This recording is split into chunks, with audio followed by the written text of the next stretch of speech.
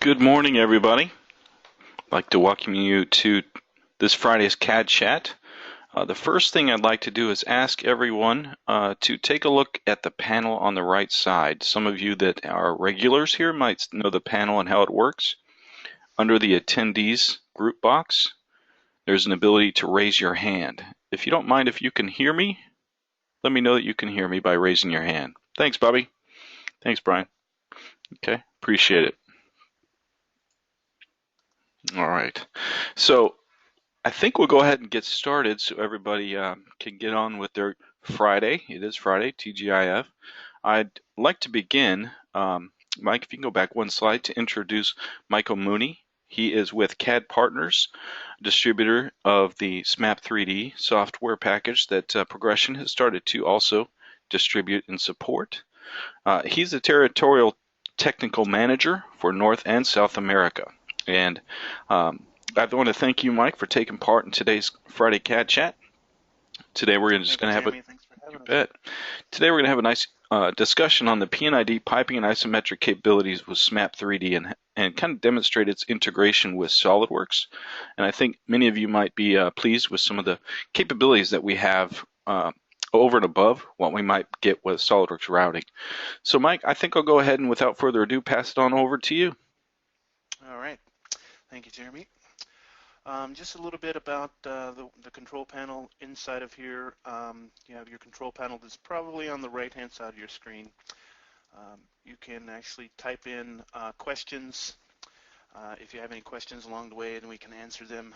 We'll also have a question session at the end where we can make sure we get all those questions answered for you guys.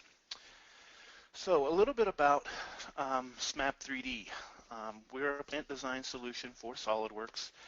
We are a gold partner of SOLIDWORKS so that we work right within inside of that same familiar environment.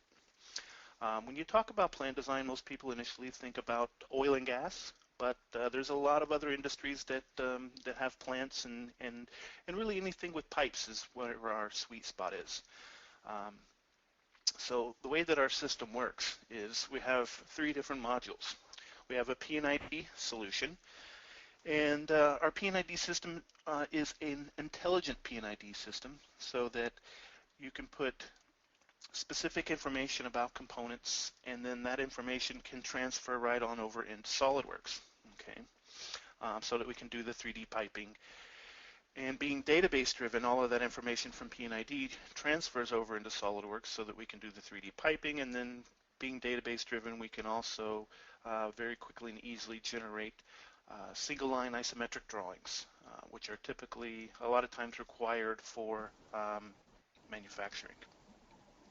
Okay. Now, really the magic behind it all is that we're able to build and design spec driven. Okay, so we have our pipe specs that are going to tell us what types of connections, what types of pipe, what materials are going to be inside of there, all of that good stuff.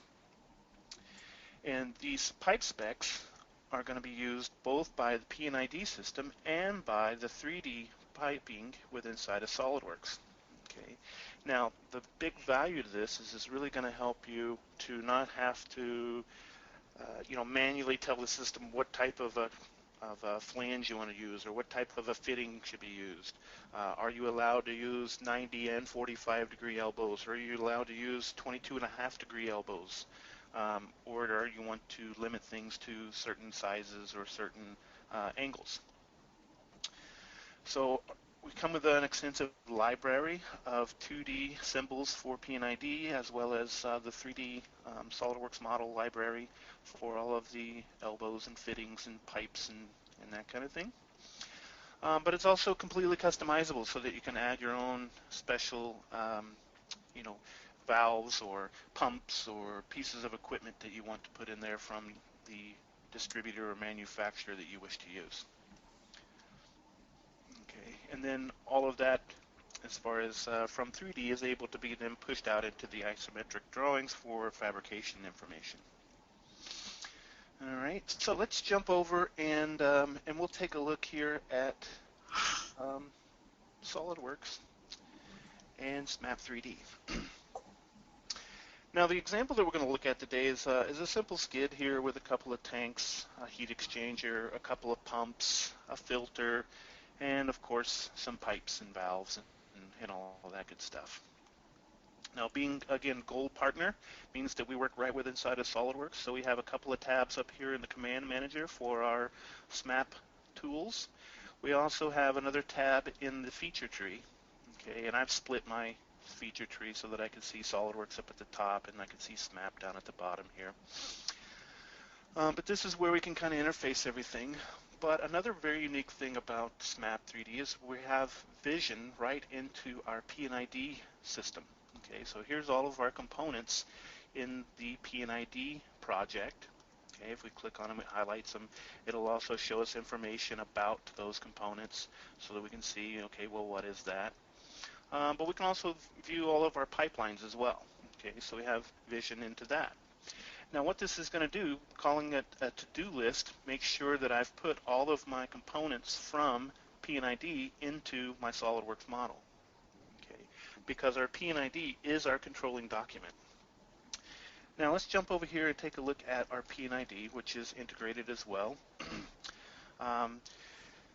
We are a project-based P&ID system, meaning that if we look down at the bottom, we have various tabs down here where we can have various different types of drawings, various different types of sheets that we can have. So it's a multi-sheet environment. I can have as many sheets as I like inside of here. We have customers that have projects with hundreds of sheets in them, depending on how you want to break things down and how large of a plant you're looking at. Now, when we said intelligent P&ID, what does that exactly mean? What that means is pretty much any CAD system on the planet can create lines, arcs, and circles and that kind of thing to essentially create a diagram. Okay. But what we're doing is, if we want to know, well, what does that symbol represent? I don't really remember what that is representing. So I can hover my mouse over it, and it'll actually tell me, oh, okay, well, that's a double tube heat exchanger, or this pipeline is 80 millimeters, or this pipeline is 4 inches. And it tells you all of the information about these components. But what that also means is that we have intelligence inside of here that we're able to generate bills of materials very early on in the design process. Okay, so I can come in and just update all of my lists, and whether they be a bill of materials where we have a single line item for each part number and then a quantity that we're going to have of those, or we can break things out into component lists. And so this is going to show every instance of a PLS, for example, and so then I can find out exactly where it's being used. Okay. Not only can I see what sheet, what column, and what row that component exists on, I could actually double click on it and it will come over and put my mouse cursor on that physical component. Okay. So it makes it really easy to navigate and find out where we're going. Also, if we need to pick up a pipeline onto another sheet, we can just double click and it'll actually go and put your mouse cursor on where that pipeline continues on onto another sheet to further describe your P&ID diagram. Now, typically what people are going to do is they're going to be placing components from the command manager up here at the top. Okay, so very similar to configurations in SOLIDWORKS, we have different states that we can show all of these symbols in to represent whether or not it's a valve, or if it's a motor-driven valve, or a solenoid-driven valve, or anything of that nature. Okay. Also, we have an extensive symbol menu. Okay, so we got various different libraries for different standards and different classifications where we can find all of our, check valves or control valves, or if I want to use the ISA standard. Okay, so we have all of these included. But you can also come in and add your own symbols as well. Okay, so if you have symbols already generated in another program, you can import those and pull them right in, or you can create new symbols right from scratch with inside of Smap3D P&ID. Now, being database driven, what that means is we can actually attach more intelligence to these symbols. So a symbol could also be representing representing a component. So instead of just a pump, I might have a pump from Apex Pumps, and it might be a 3/4 horsepower pump or something like that. So we can get to put in a lot more detailed information um, about a specific piece of equipment or a specific pump or a specific valve from this manufacturer. Okay. Now, we can also come in and if you don't know exactly what where it is or what you're looking for and that kind of thing, we can do queries with inside of this system as well. So I might be looking for an Apex pump here for this example. And so I could come in and I could say, well, let me search by various different fields here. So I could search by type, or in our case, I know the manufacturer, so I'll start saying, type in A, and it starts to filter out everything that begins with A, and then we can go to P for Apex. And we can find this, and once we click on this, it knows exactly the symbol that we're supposed to use and things of that proportion. So we can give these tag numbers. Now, tag numbers are very important that you do not duplicate tag numbers. So Smap3D P&ID is going to look out for that. We can get a list of all of the tag numbers that have been used in this project. Okay, so we can see what we've been working with, and I can say, oh, well, maybe I want to come in here and go with, this P2000 series. And then I can ask Smap, it's like, has this been used before? So if I check it, and it's going to roll up to the next available tag number. So this is going to ensure that you don't duplicate a tag number. So I'll just give this a new series. I'll go on to a 3000 series here, and we could actually ask Smap, hey, has that been used? Now this time it didn't change, meaning that it has not been used yet. And I'm just going to tag this to be that it's main equipment, okay? And all that's really going to do is help organize my to-do list with inside of SOLIDWORKS. Now, being that we're a P&ID system built for P&IDs from the ground up, not an architectural CAD tool that is, that we've just added the library of symbols to. And what that's going to mean for you is, if we notice our different symbols here, all of our symbols have little diamonds, red diamonds on them. These indicate connection locations. So if I try to create a pipeline that doesn't attach to a connection, it's going to flag me. So if I try to put a pipeline here that just goes right into the side of this tank, it's going to come up and say, hey, you're trying to put a pipeline to a location that doesn't have a connection. Are you sure you really want to do that? And so if we really wanted to have a pipe just hanging out into empty space, we could park it there. Okay, or we could say, no, I'm going to cancel that. I actually mispicked. And so once I get accurate picks here onto actually a connection location, it establishes those. And then if that component ever moves, okay, it will update and travel along with it. And we can control flow directions. We can add insulation, so if we wanted to insulate that, or if we wanted to say, hey, that needs to change and switch the flow direction, it also updates the symbol as well. Okay, so it is intelligent and it does know what's going on here. So at this point, we probably want to come in here and add a tag number for our pipeline. So we can come in and again, we can get a list of what's been used, and let's say that I want to continue on with this 50 series here. I could count up, and it again goes to the next available tag number that has not been used yet. Or we can give it a whole new category as well. Now, when it comes to size and spec information, I can manually type this out, but I'm not taking advantage of that the power of the database and using my pipe specs. Okay, so we can come in here and we can say, oh, okay, well, here's my pipe spec. My pipe spec is going to tell me what sizes that are going to be available to use for that particular type of pipe and spec of pump or spec of pipes. And we can also do non-round, like HVAC, cable trays, HVAC ducting, those types of things. So it doesn't have to even be round pipe. Different standards, whether we want to be inch or metric. We can get into putting pressure ratings inside of here, materials that are supposed to be used based on a spec. Okay, so we can pick a spec and a size, and then it actually goes in and fills out all this information for us, and then we can tell us what information we want to be visible on the actual diagram itself. Okay. Now, once we have this spec information here, we can use the spec of the pipe to tell us what type of equipment we're allowed to place in there as well. Because I could come up here to, my command manager and I could say, oh, well, let's just put a valve.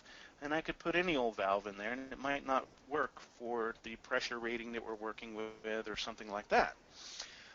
So there's a chance that you could put the wrong component in there. Now, if we ask in P&ID to say, hey, let me right-click and place from specifications. Now it opens up that pipe spec, and it says, okay, well, here's the types of equipment that you're allowed to put in here.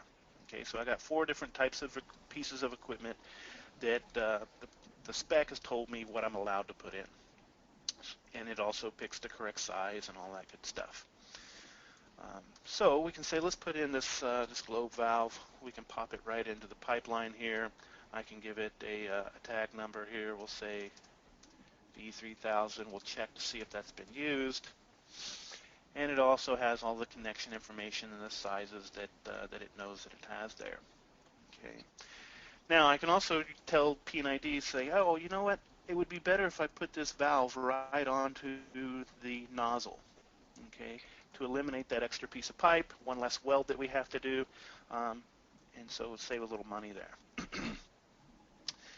Now, with our component lists and our bills of materials, we can come in here at any point in time and say that we want to update them all. Okay, so the system is going to keep track of all of your information for you. Okay, all of this information can be exported out to Excel, XML, text files. And so this is common that you might need to share this information with other people from the P&ID. So what we can do in those cases is we do have a free viewer, but that requires you to install a piece of software, and you might not have administrative privileges. Now, I don't know many people these days that don't have a PDF reader on their machine, so we can actually export this out to a PDF, and we can have, in this case, we have the entire project. So all 10 sheets are inside of here. And what's really unique about this is a lot of people can create PDF files, right? But we've actually embedded all of the intelligence from the P&ID within inside of the PDF.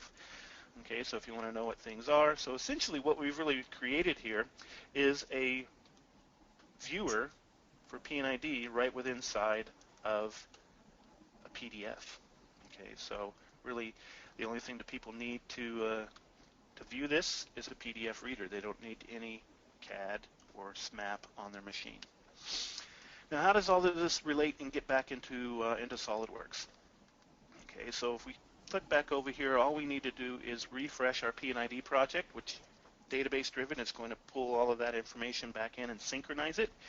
And then we'll get notifications that, hey, you've got some new connections onto this piece of equipment here, this E2001. And it even flags it up here in the to-do list. So I can just right-click and update that information. So now I know all of the connections that are being used here.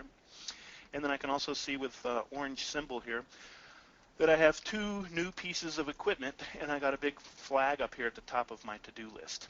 Okay.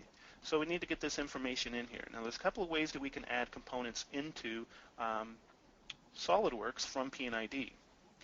So we can actually use the normal SolidWorks insert component tool, or we can actually also come in and use our 3D library from Smap, and we can say, okay, well, I can view these components from e-drawings, and I can see the different sizes of them and things of that nature. And I can visually inspect and say, yeah, that's the pump I want to put in here, so let's go ahead and place it inside of SolidWorks. All right, and being that we're working inside of SolidWorks, we can take advantage of smart mates and all of those good things that SolidWorks has to offer. And now we can manually kind of associate things, because this could be a one-off kind of component that I'm going to use one time, so I don't need to actually have it in the database because I'm not going to use it in any other projects. So now that we have our component, our pump in there, we can actually look at things from a pipeline view and say, okay, now I got an orange pipeline, which basically means that I haven't created that either. So I can right-click, and SMAP will help us along those avenues as far as creating a subassembly within inside of SolidWorks. So it creates that subassembly, but it also names it to match the tag number from P&ID. So keeping that connectivity between the 2 environments at all times. And at this point, we can come in and we can ask Smap to tell me, hey, what connections am I going to be using here? Because I got a couple of nozzles on the pump, and I got a few nozzles up here on this heat exchanger.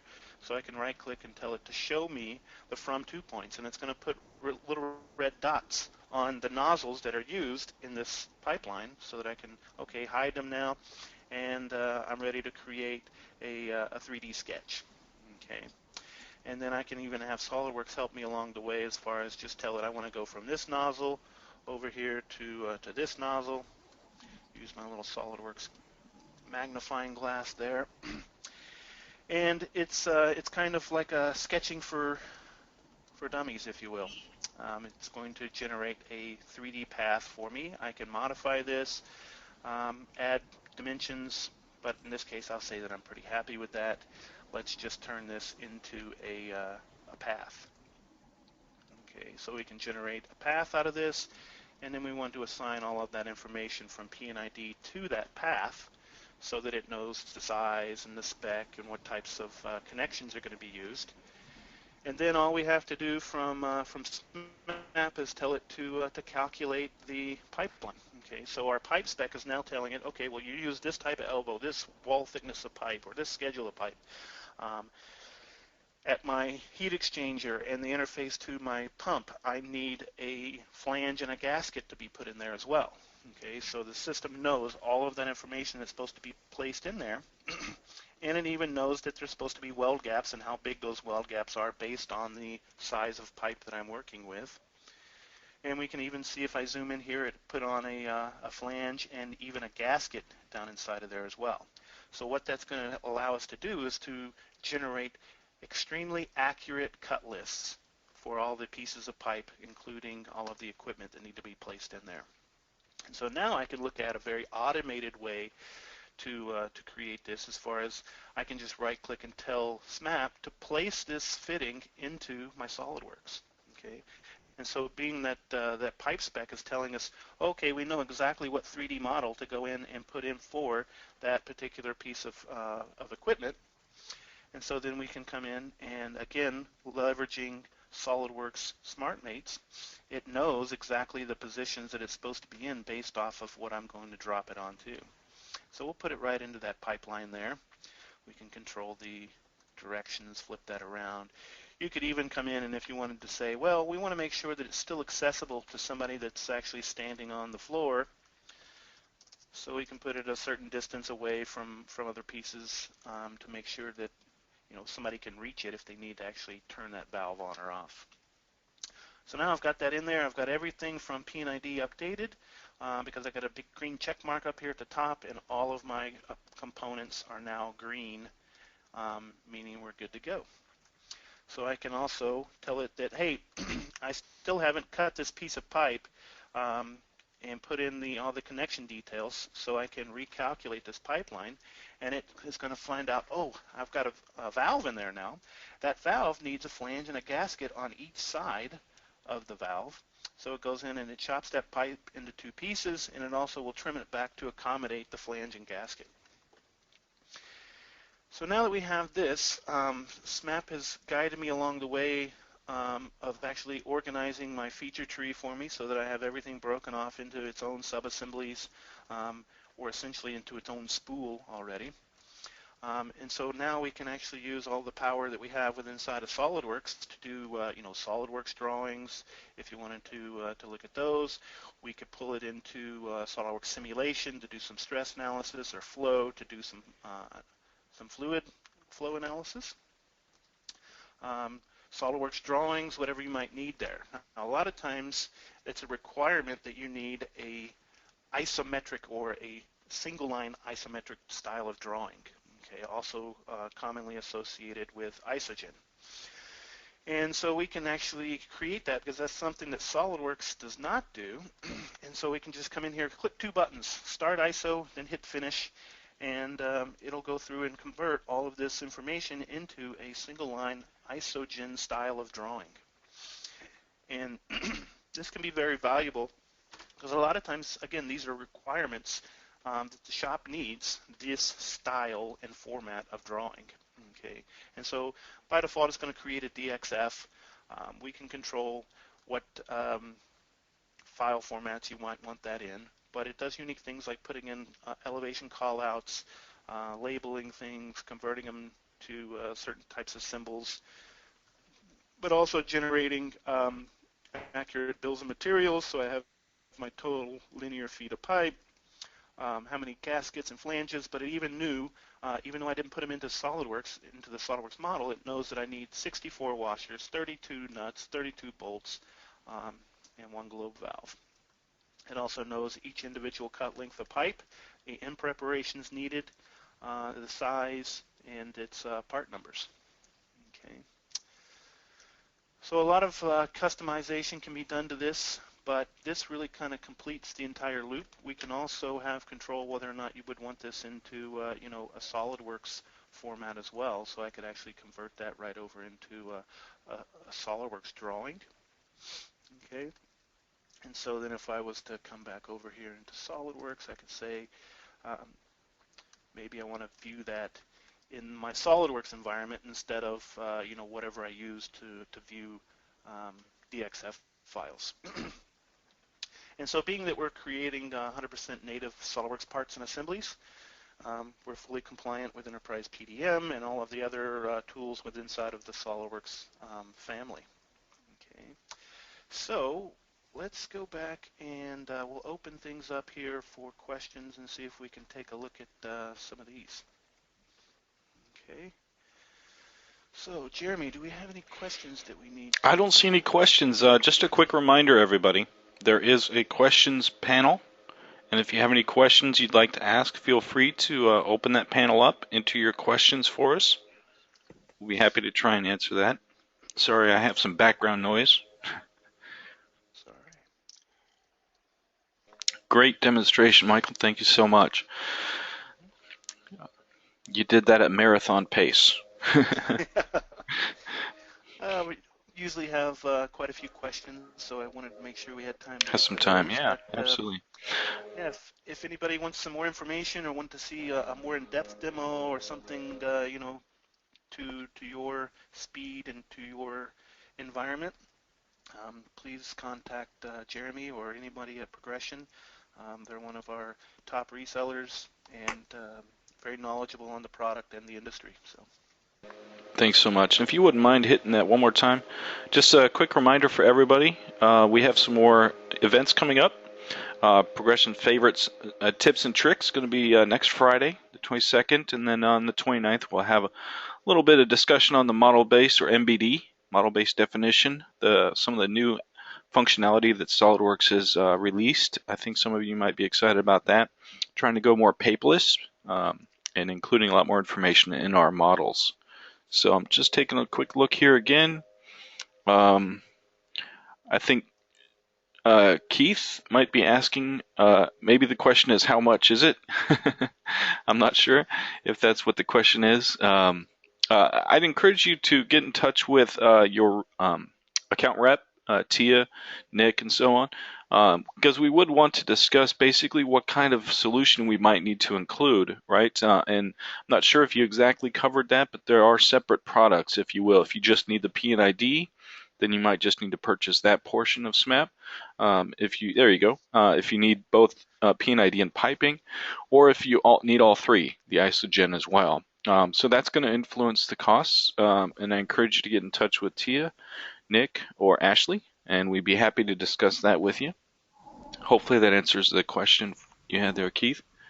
Brian says, excellent demonstration. Thank you, Brian. Anybody else have any questions?